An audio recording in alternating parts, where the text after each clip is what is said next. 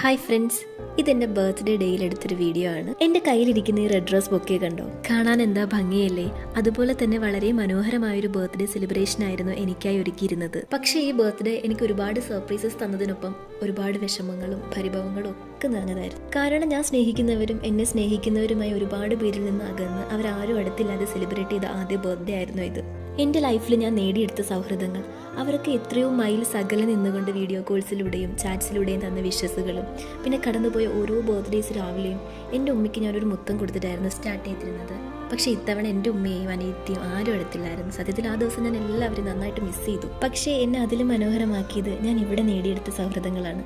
എനിക്കായി അവരൊരുക്കിയ സർപ്രൈസുകൾ, എൻ്റെ ഫ്രണ്ട്സ് നാട്ടിൽ നിന്ന് അവരെ ഏൽപ്പിച്ച ഗിഫ്റ്റ്സ്, എനിക്ക് എത്തിക്കാൻ അവരെടുത്ത എഫേർട്സ്, അതുപോലെ തന്നെ എൻ്റെ അനിയത്തിമാർ എനിക്കായി ഒരുക്കിയ ഗിഫ്റ്റ്സ്, അതിന് പിന്നിലെ എഫേർട്സ് എടുത്ത് ഇത്തായി, ഇതൊക്കെ ഒരിക്കലും എനിക്ക് മറക്കാൻ കഴിയാത്തൊരു ഓർമ്മയാണ്. എന്നെ ബർത്ത്ഡേ വിഷ് ചെയ്ത ഓരോരുത്തർക്കും, എനിക്കായി എന്തെങ്കിലും ചെയ്യാൻ ശ്രമിച്ച എല്ലാവർക്കും താങ്ക് യു സോ മച്ച്. ഈ ഡേ എന്നെ ഇത്രയും സ്പെഷ്യലാക്കിയത് നിങ്ങളൊക്കെ കൂടിയാണ്.